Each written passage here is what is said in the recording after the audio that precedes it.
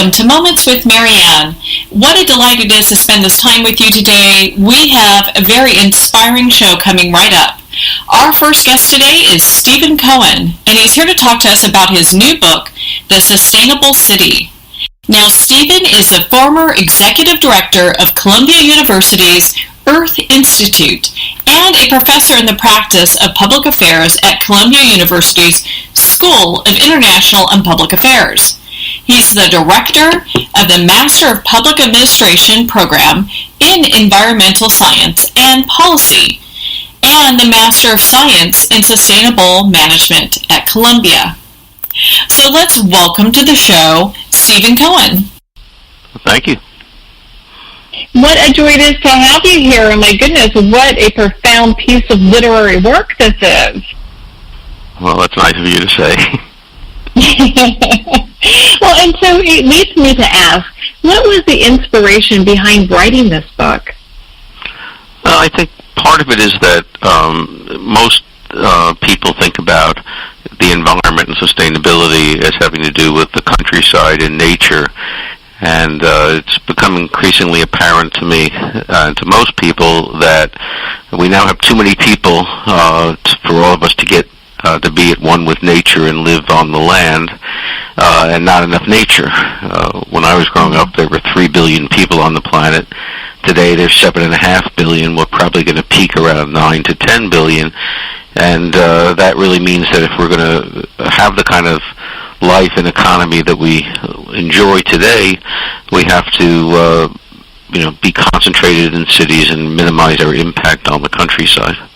Well, it's really interesting. Your book talks in regards to sustainability on many different levels. And for our listeners that are new to maybe this concept and what it means, can you share a little bit about what a sustainable lifestyle would look like?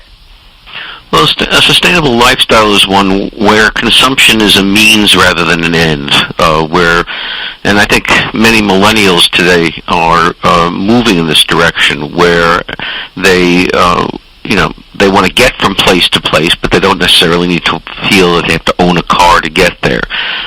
They want to travel the world, but they don't necessarily need to stay in their own hotel room. They might, have a Airbnb or something like that where they have a room in somebody's home. And so that the idea of the sustainable lifestyle is really experiencing the world rather than consuming it. Well, and so in your book, you have laid out a lot of, from every point of view, from water to transportation, just our resources, you have it completely laid out. To you, what's the definition of a sustainable city?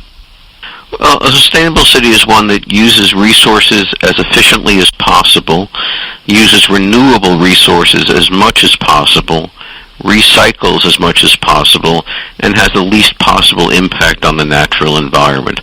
In other words, we want to do the things that we enjoy doing, but we want to try to do it being mindful of the fact that human beings can very easily destroy the ecosystems that we rely on.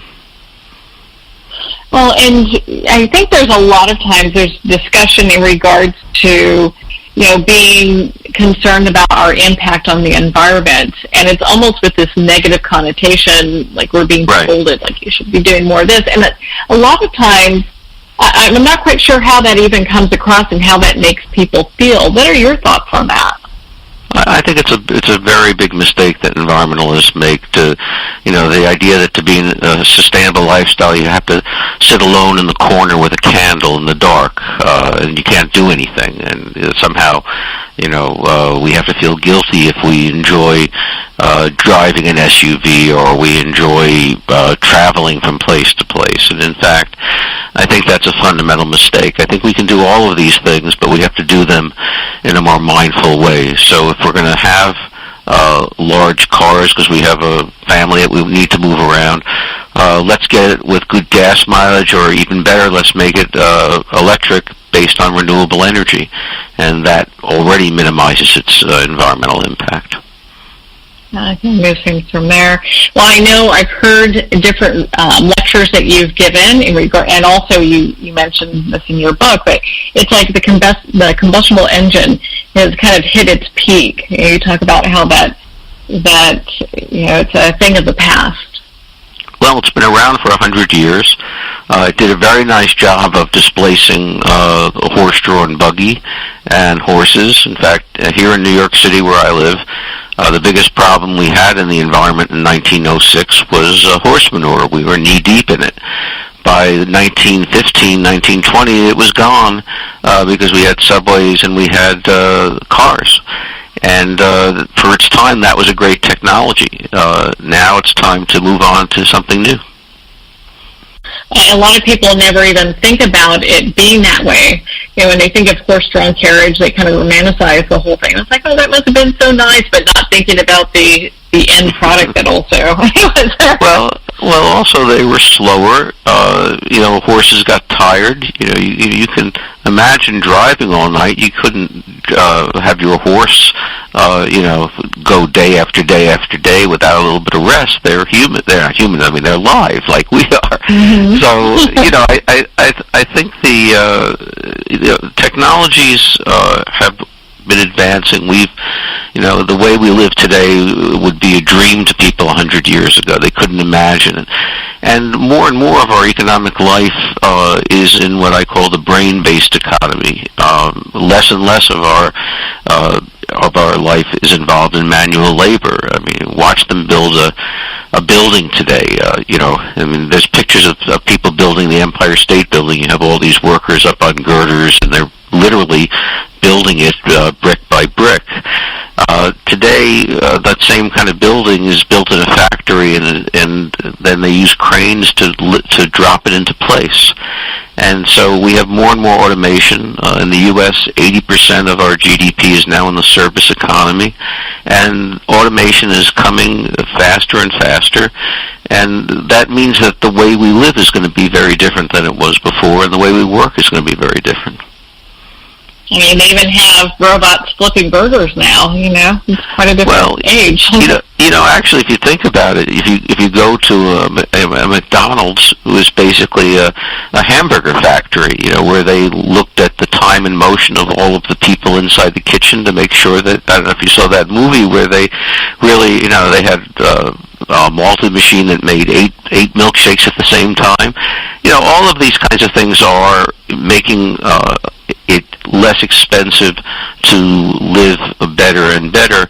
And what we have to do is incorporate into that concern for the environment, and also, although I don't talk about this in the book, a concern for people in labor. I mean, people have to have work, and the nature of work is changing. The nature of our cities is changing, and I think to some degree we're not really as fully aware of this as we might be, but our cities have gone from being places where you had crafts to places you had factories, and now they're moving to places that are really service-oriented and where you have more of an emphasis on arts and culture and entertainment and services, and less on manufacturing.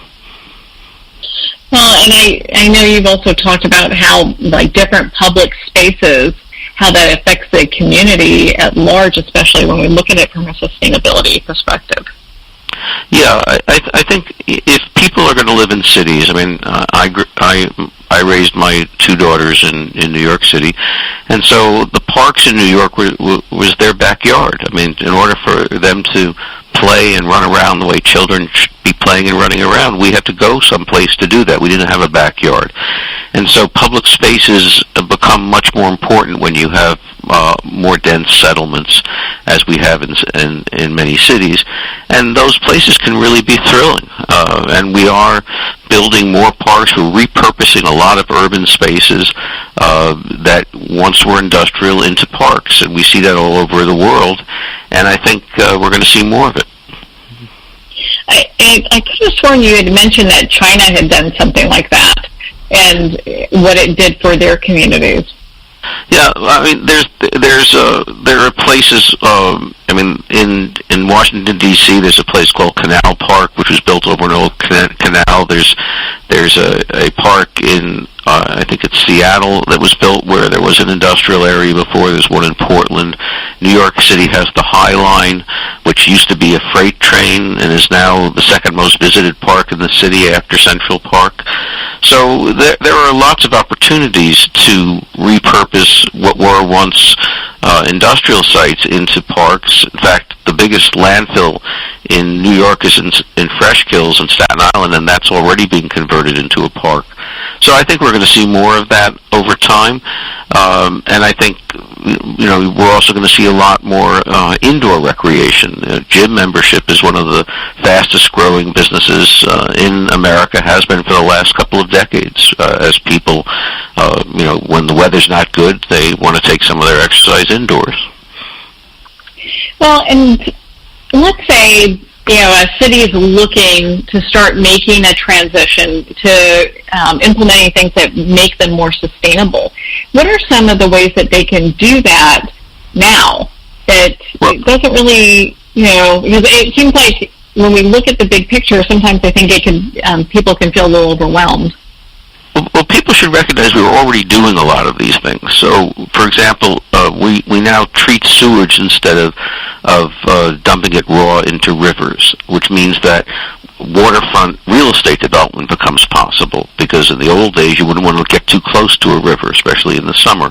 We treat our water. It used to be that many people were able to use well water. Well, these days, because some of that well water became contaminated, we now use central water that we pay for but is heavily filtered. We put on our cars catalytic converters, which reduce the pollution from them. There are a great many things that we do, but a lot of cities now are introducing bike sharing programs. Some cities have started light rail and increased bus service.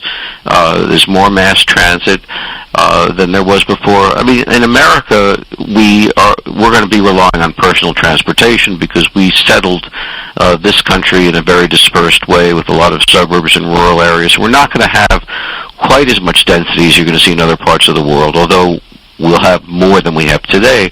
And so in those places, we're going to need to rely on electric vehicles to move people around. And again, the electric car is coming. It's, all that has to happen is that battery, which now accepts a charge at 300 miles, when that gets to 700 miles, and it's roughly competitive with, a pretty good gas mileage car for how often you go between fill-ups, and if the prices come down, which they're starting to, it will knock the internal combustion engine out of business.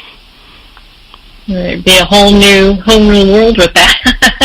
Yeah, no, but I think we're seeing this. In other words, all of these technologies, it's funny. People don't realize how much technology affects their daily life. So everybody now, when you leave your house, you check for your wallet, your phone, your keys, and now your computer. Do you have your smartphone in your pocket? In fact, if anything, I think the phone is replacing the wallet. And so, 10 years ago is when the iPhone was invented. So we haven't had these things for that long, and it's completely transformed how people live. I think someday you're going to have a solar array that will be on your window instead of on your roof. The battery won't be the size of a wall, be the size of your laptop. And instead of the whole thing costing you $25,000, it'll cost you $500. And then more and more people will disconnect from the grid. I mean, you're seeing this with, I asked my class the other night, how many of you have cable TV? Almost none of them do. They use the internet for their entertainment. Well, the cable TV was a brand new creation 20 years ago, and it's already being displaced. So the pace of technological change is accelerating, and I think more and more people are focusing on these issues of sustainability, particularly renewable energy. I find all of this fascinating. You're right. We are putting some of this in play right now, because I have friends that are in solar power and that own electric cars as well. And you can see this transition to people really caring about how life will look in 10, 20, 30 years.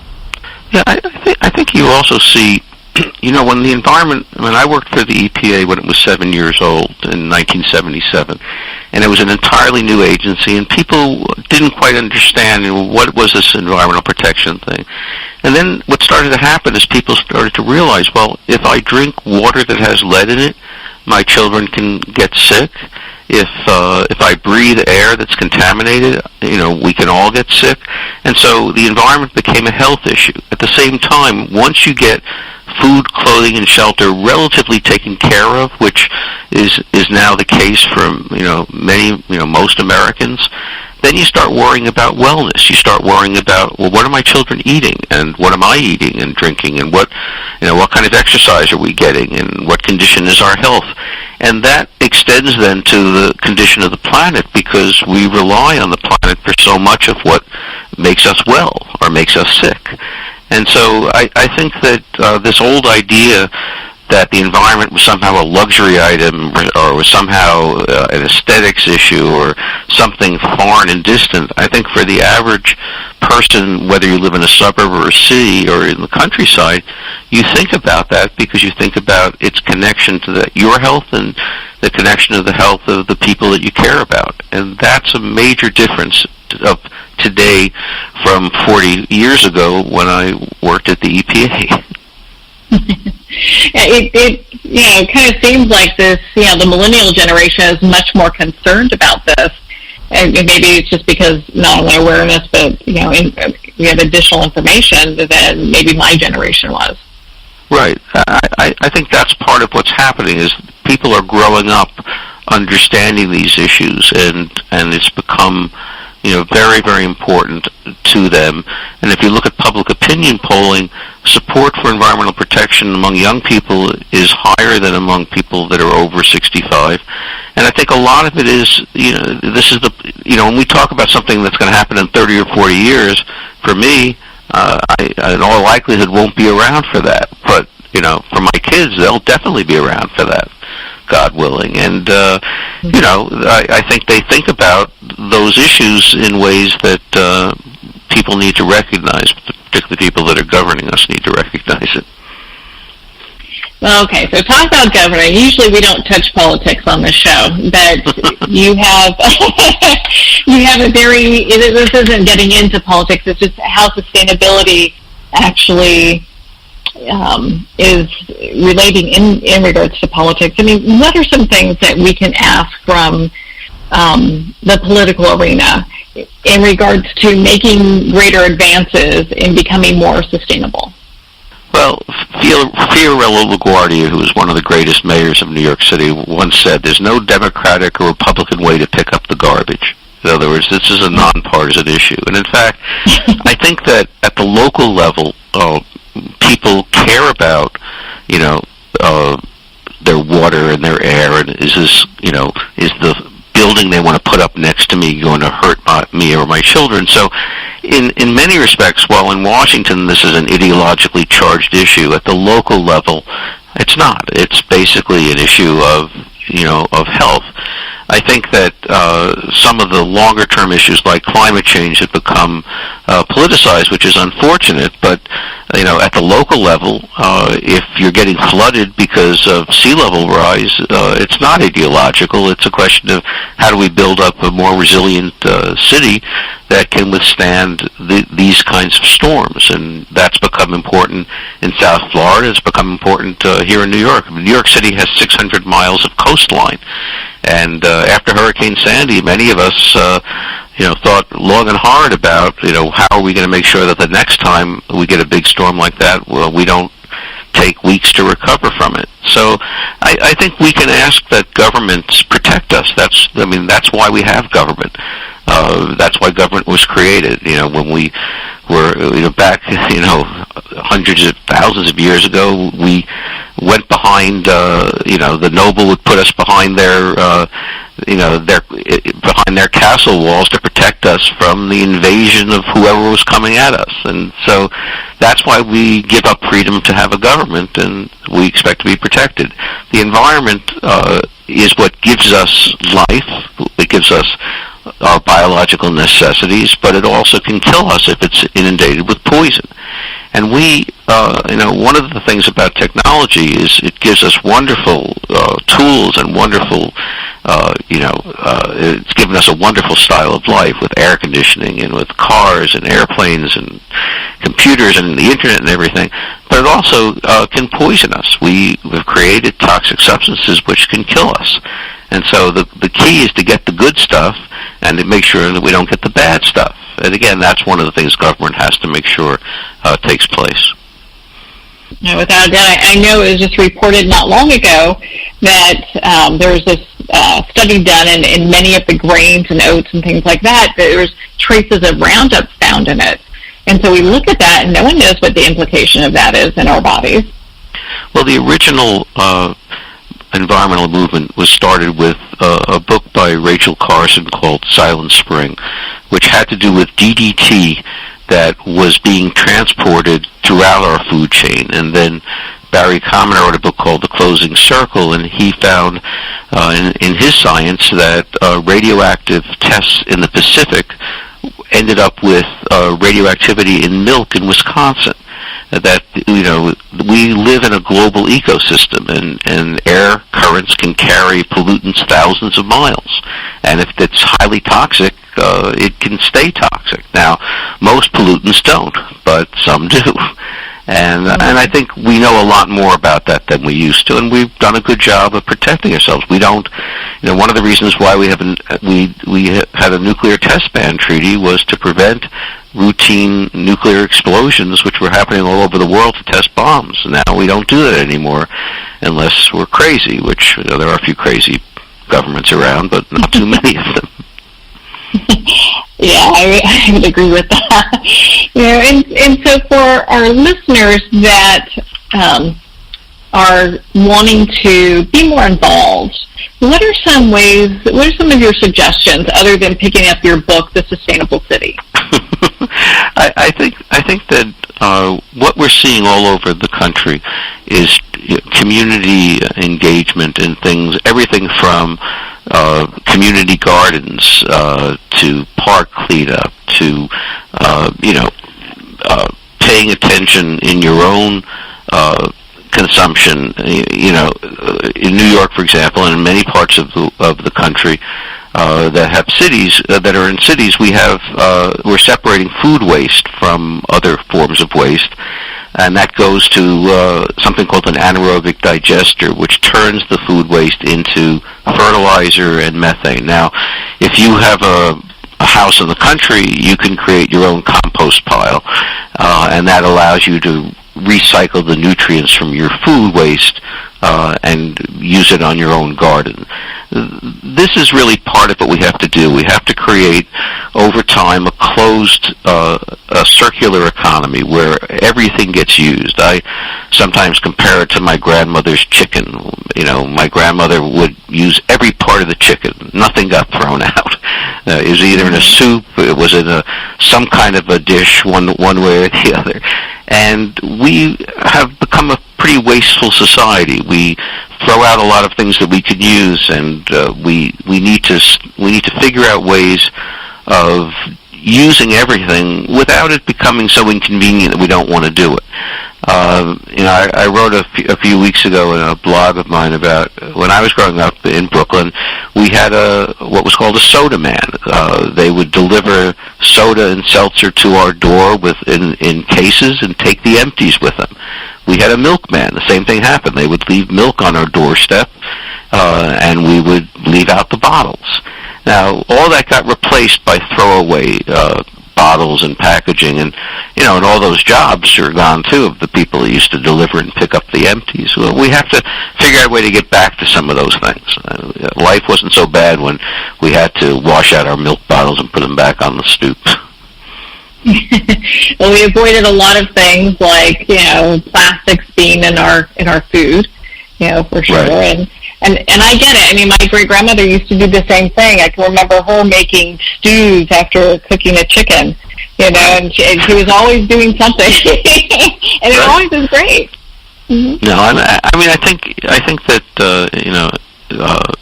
sometimes we forget that that we live in a planet that has some finite resources, although one of the least finite resources is actually the sun.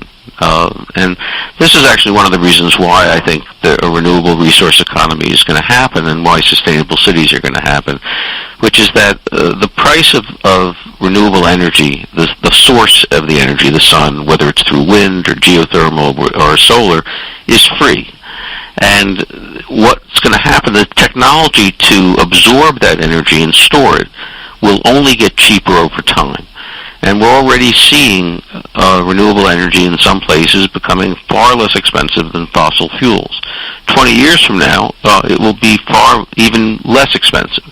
And so the market can be counted on to drive fossil fuels from the marketplace, not because they're bad for the environment, although they are, because they're more expensive than the alternatives. And I think that we're going to see, a cleaner economy, and we're going to see more use of renewable resources over time, and I think that is something to be very optimistic about. I would agree with you on that, and I think that's what your book provides a lot of, besides just phenomenal information, so people can understand not only what sustainability is, how it's happening today, but gives them hope that, hey, I can start implementing some of this stuff myself. Yes, there's really no reason for people to think that sustainability is going to be grim and boring. In fact, it's going to be more interesting and more exciting because, in fact, one of the reasons why it's going to happen in cities is that human beings are social creatures. We like to be in contact with each other. I mean, it's not to say we don't like to listen to the radio or watch TV or, go online, but at a certain point we like to get out and be around other people. And that happens in cities. And so, and social interaction is one of the least resource consumptive activities you can imagine. I keep thinking about it on Broadway near Columbia up here. There's a new cafe which has featured board games. So you can drink your coffee and play Monopoly, and that's the students are gather there, and they engage in the same kinds of things they can do in their own living room, but they're with a whole bunch of people, some of whom they don't know.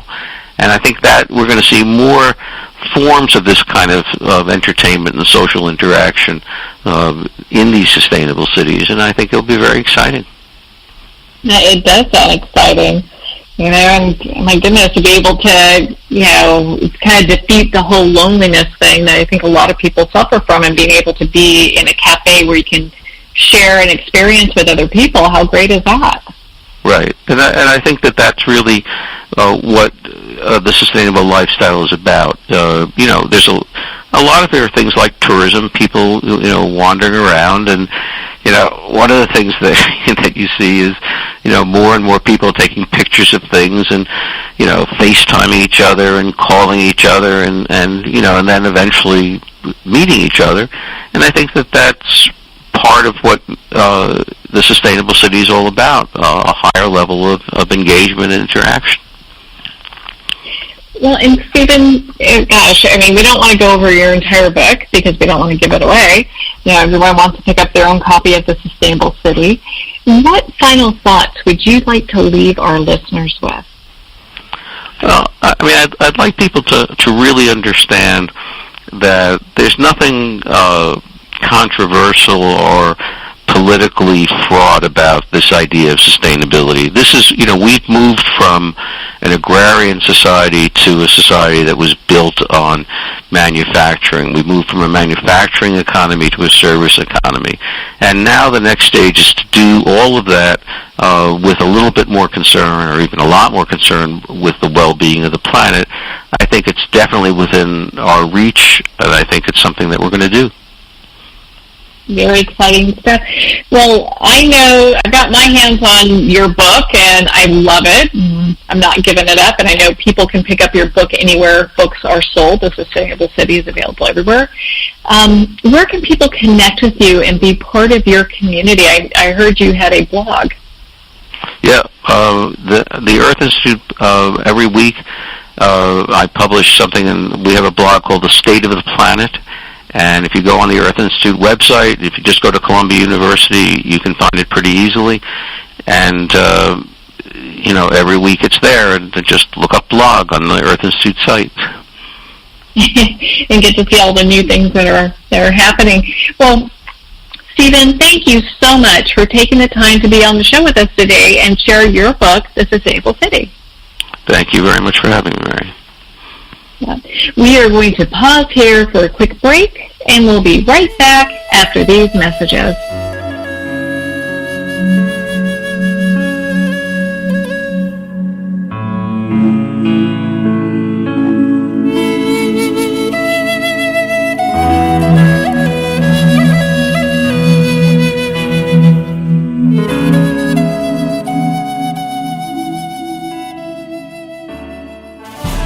Internationally recognized and award-winning author Judy Goodman works and teaches outside the box of limited thinking. Working with people from every walk of life, her goal is to empower you to be the best you can be, no matter what the challenge is.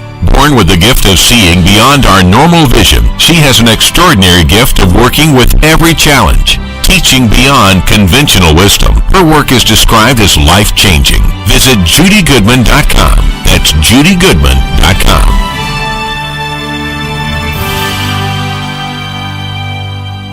There comes a moment when you realize you're somewhere special, when you discover that each beautiful creature that you see has been rescued from a life of absolute horror and brought to this incredibly free place. Here's where their lives were forever changed, and where yours will as well. Discover over 500 tigers, bears, and lions at the brand new visitor center at the Wild Animal Sanctuary just outside Denver. For more information, visit wildanimalsanctuary.org. Discover true freedom at the Wild Animal Sanctuary. Have you ever had the sense that your thoughts might actually be doing something? Ancient secrets of manifesting have been masterfully revealed in the award-winning book Manifesting 123 by Ken Elliott. For the first time, the author's experiences and stories in this book describe exactly how your thoughts can create anything. You've been doing this all your life, but it's never been fully explained for you until now. Visit manifesting123.com for more information today. Manifesting123.com. There are nearly 2 million Americans living with amputation. Many live right here in San Antonio. Becoming an amputee can be scary, frustrating, isolating, but there's no reason to feel alone. The San Antonio Amputee Foundation is here to help support you and guide you toward resources such as home and car modifications and even prosthetic limbs. For more information or to make a donation, visit samputee.org. We'll help you live a full, active life, one step at a time. San Antonio Amputee Foundation, healing limbs, hearts, and souls.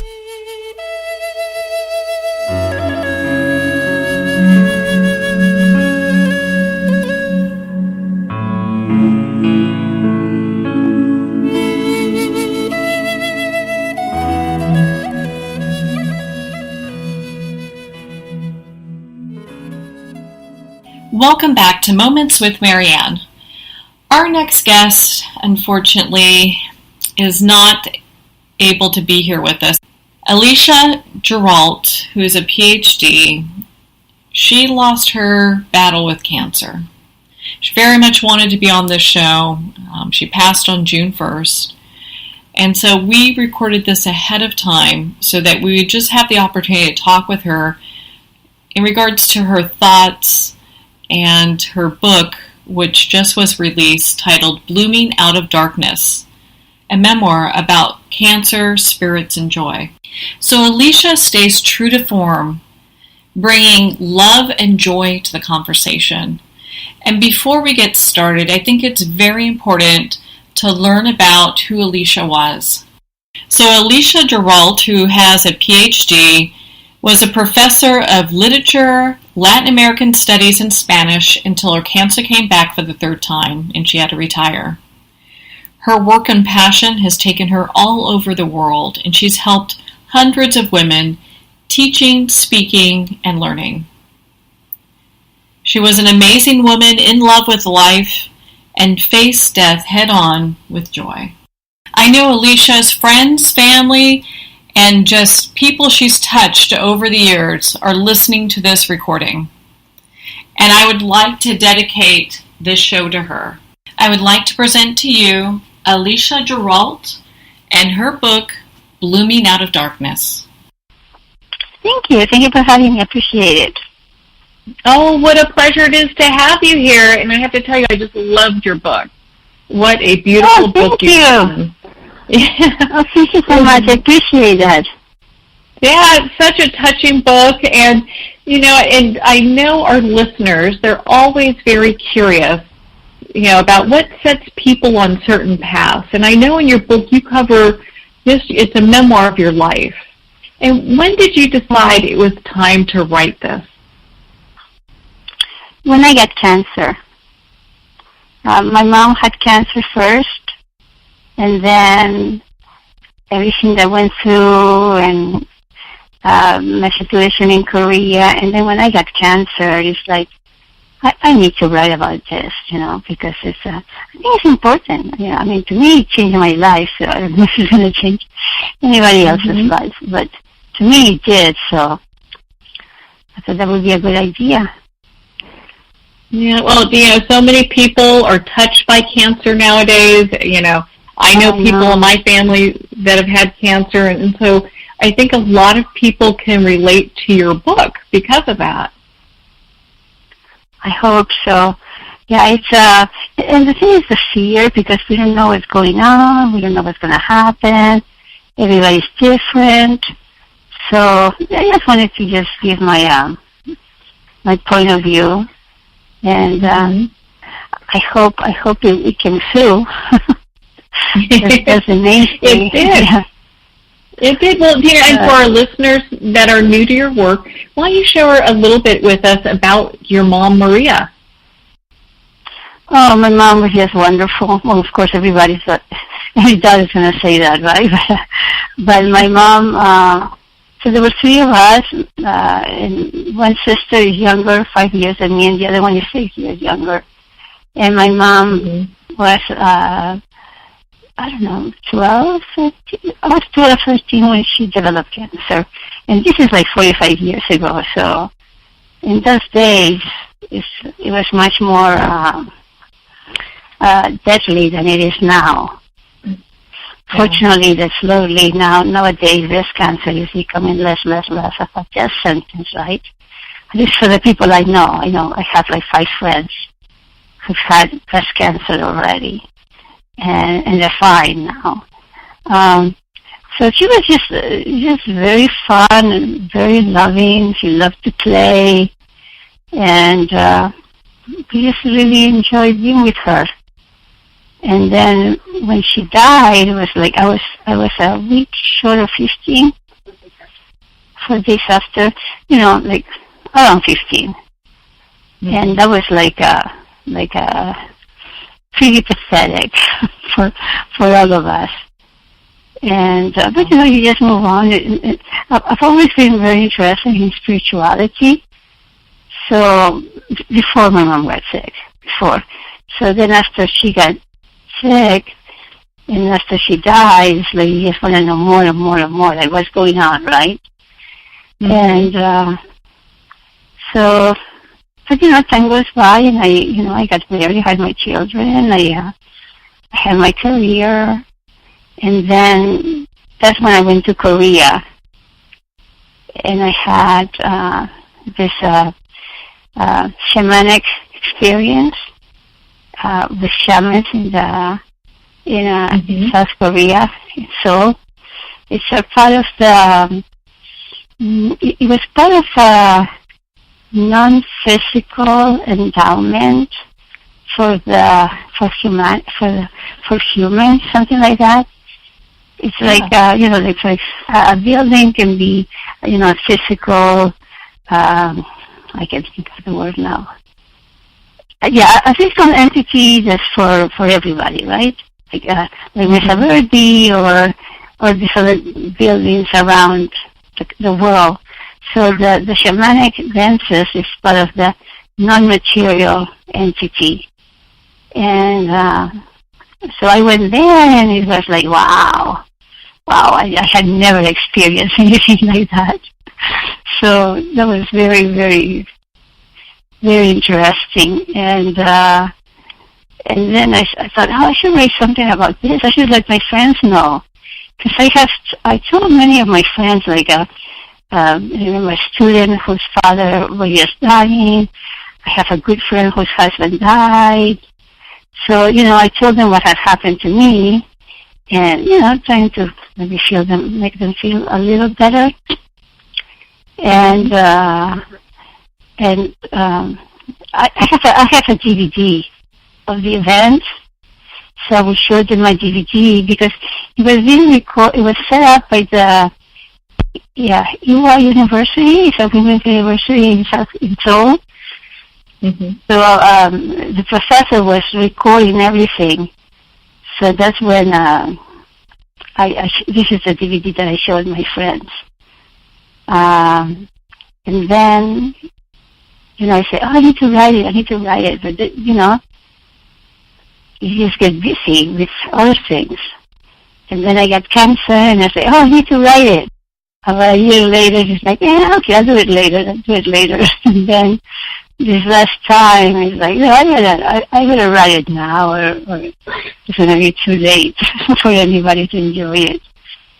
So I just finished it around January, more or less. Mm-hmm. And I was going to go the traditional way. I was looking for a publisher. And one of my good friends said, you really cannot wait to find a publisher, because that's usually 3 years by the time you find it and they publish it. And she said, this is do by yourselves, and I will help you market it. So that's where we are. Well, and I was in touch with you through your sister, who is also a professor, right? Yeah. Right. She's my publicist too. My volunteer publicist. Now, what happened is that about a week ago, I went into hospice. So I don't have as much energy to do other things. So my sister is the one that said, I look around, see what's going on, or if, somebody is interested. Like, I had already several people in the community. They wanted to do book readings. But I'm a little too tired right now to do book readings. Who knows, maybe in a week I'll feel better. But I just had surgery 2 weeks ago. And now this one is just my relax at home time. Just looking at the window, looking at the flowers, and I'm not doing anything. Yeah, just so it's really nice. Having that time with your family and your friends, and I really appreciate you spending the time with us and for reaching out to us to have you on the show. I mean, I think your book will touch so many people and help so many people on their journey. We just never know where that drop, that ripple, how that affects other people, Yeah, and this has been very interesting, because since it came out, I had at least 4 people that wanted to come and talk to me about the book. But it's very interesting. They don't want to talk about the book, my book, but they want to talk about how the book reflects something inside them. Like, they want to say, this happened, I feel this way, blah, blah, blah. So it gives them like an opportunity to also share with me. Because I think in our society, most of the time, we don't talk about spiritual things. It's a little bit like taboo. And if you go to a church, people don't like to share things like that. So I've been very lucky in that way, because different people that have been visiting or writing me or saying that this was good for them, and so that was pretty cool. And about my family, the 12th is my birthday, June 12th. So we were going to come they were all coming for, we thought it would be our last vacation, but they all moved it up. When my daughter told me I was going to hospice last week, they all came. So it is just so cool, because I have my sons, my daughter-in-law, my sisters, everybody's here. You get to have a party right where you're at. I mean, how better does that get? Yeah. And even if I'm tired, because like I don't hear, I just want to lay down, I can still hear them laughing and, making plans to go shopping or go to the park. What more joy can a person have than spending time with their loved ones, and Exactly. being able to hear that laughter in the home and echoing in the halls and being there. And, and to kind of tie back to your book, you bring so much of that, so much of your personal experience. I mean, it is a memoir, but you bring so much of it into the story. Yeah, but we've always been together. It's like, and we're very lucky. There are three sisters, and then I have 4 sons. And one of my sisters had 2 kids. The other one has 2 kids, but they couldn't make it now, right? But it's really cool that all these years together. And sometimes we fought, sometimes we didn't. Sometimes we fought again, but it's really cool when you look at the trajectory from the beginning, from when they were little, and like now that they're grown women. I don't know. It makes me feel really well because they've all grown up quite a bit in a positive way. And my sons too. I have one now here that just came from DC with his wife, and my other son just came back from Korea. And then I have my 2 little ones that live with us. So yeah, it's very nice having them here and reading the book and see if they agree with something or if they don't agree with something. For the most part, they agree. At least they haven't told me they didn't. So it's a little bit late, but still, it's still really nice having them here. So yeah. So when I pass, it would be really nice to be here, like just going to sleep and surrounded by all of them, and say, okay, see you guys, see you in a while, whatever. I hope it's a long time from now for you guys. Okay, we still have at least 40 years more or something like that. Yeah, but here comes my little princess. Mama. What are some of the things that you would like the readers to take away from reading your book?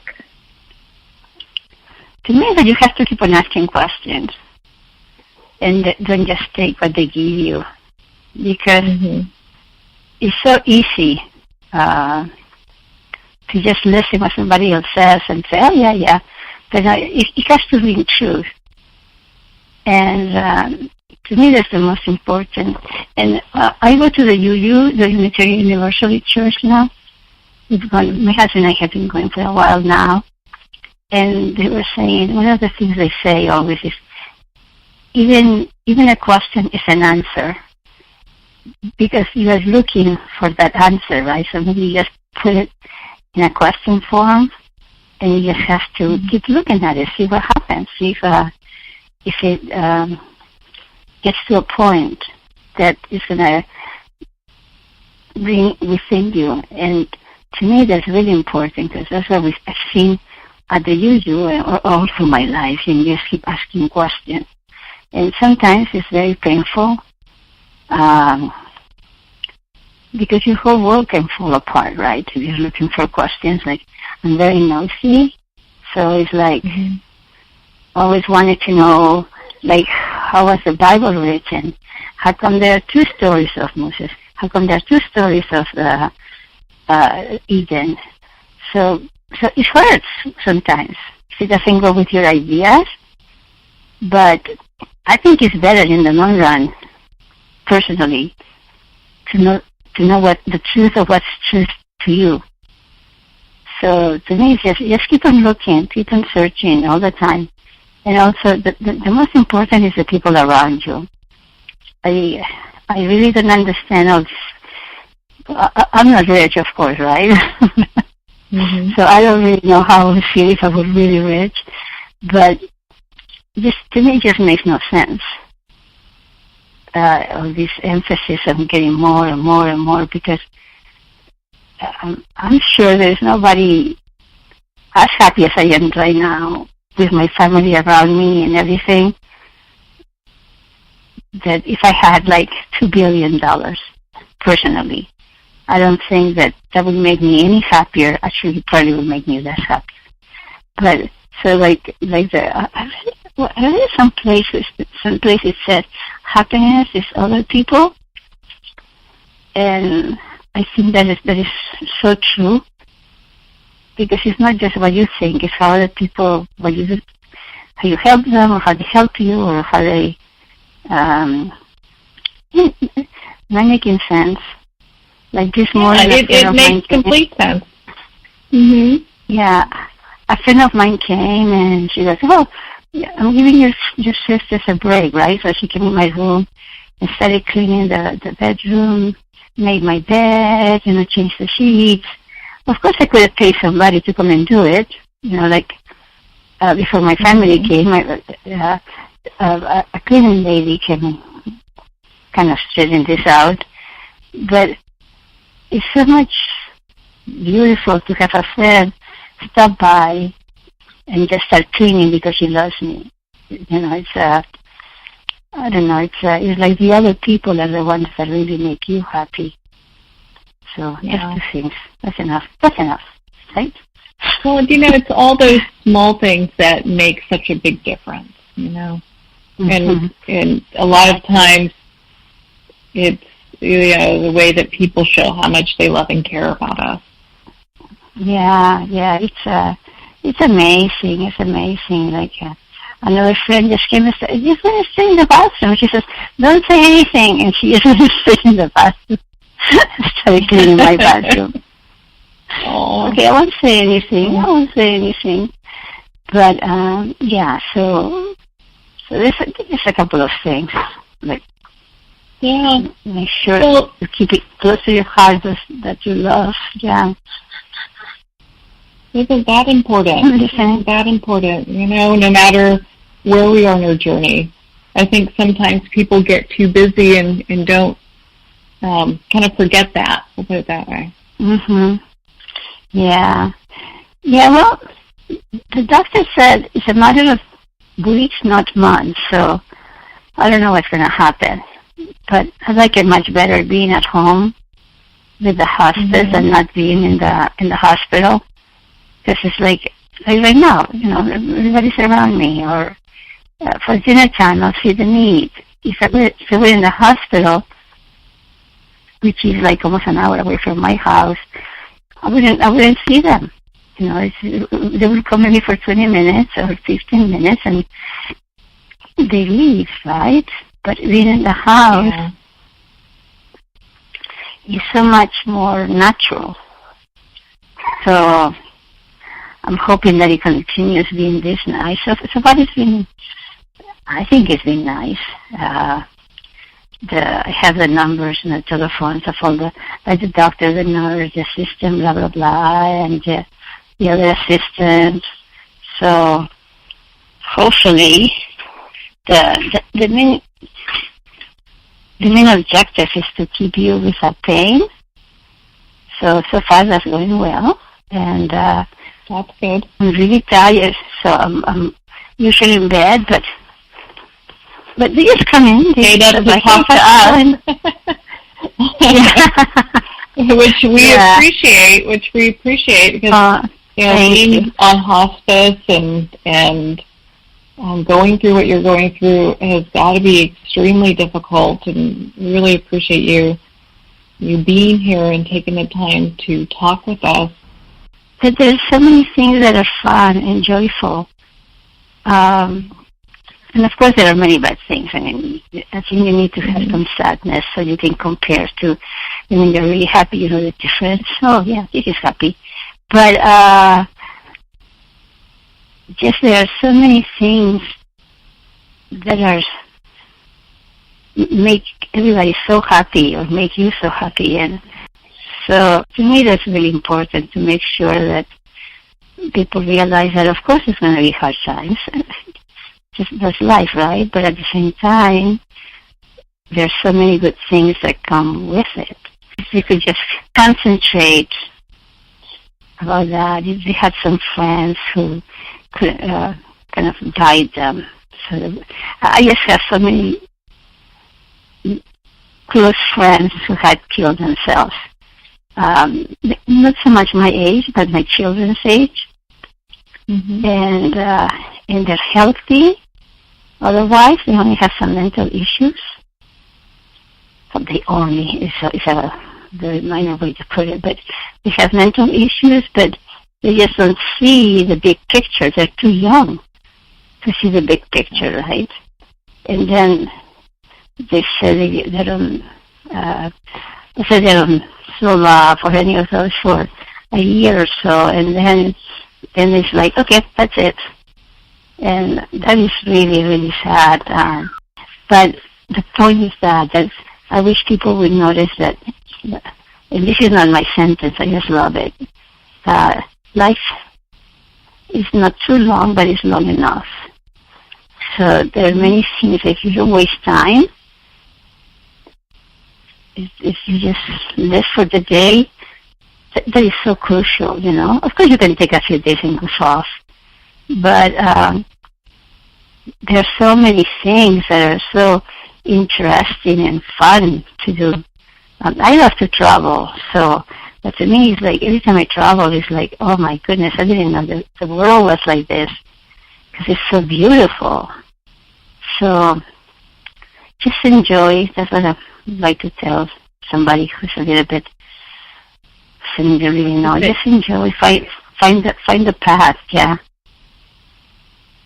And and what beautiful advice that is, because I think a lot of times we get so busy and wrapped up in the things we have to do, which of course, working yes.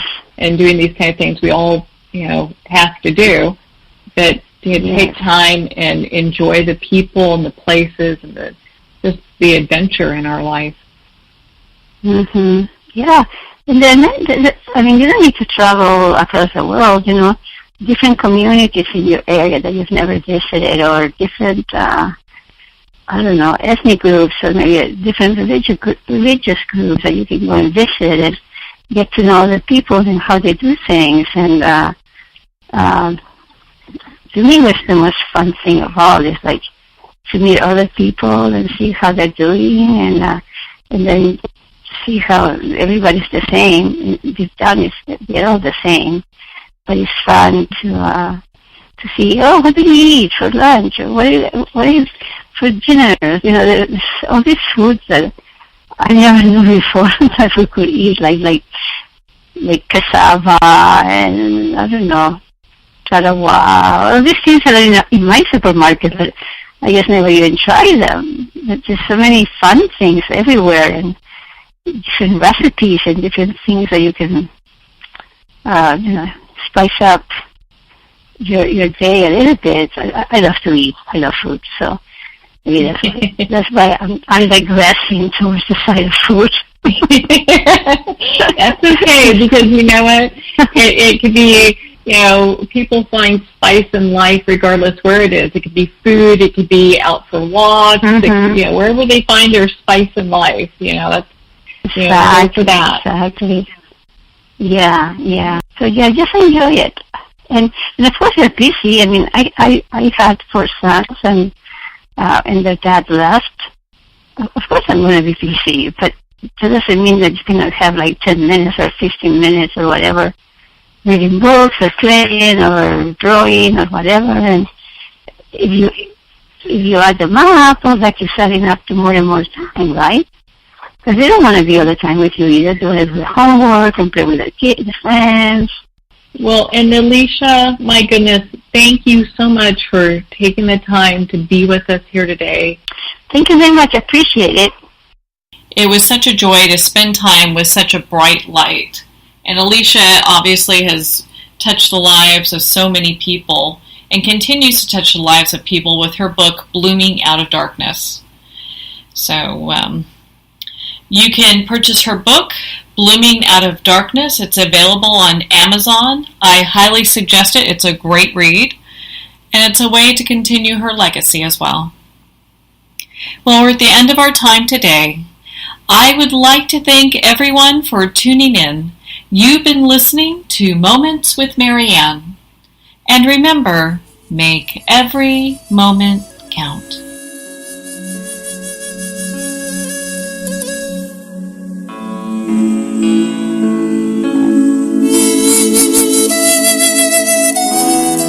In a single moment, your life can change. Moments with Marianne is a transformative hour that covers an endless array of topics with the best of the best. Her guests are leaders in their fields, ranging from inspirational authors, top industry leaders, and business and spiritual entrepreneurs. Each guest is gifted and a true visionary, a recognized leader in her own work, and while teaching others to develop, refocus, and grow, Marianne will bring the best guest and sometimes a special surprise. Don't miss this. You never know just which moment will change your life forever. Moments with Marianne airs every Thursday, Friday, and Sunday at 8 p.m. Eastern, 6 p.m. Mountain Time. Make sure to tune in and visit momentswithmarianne.com for more information.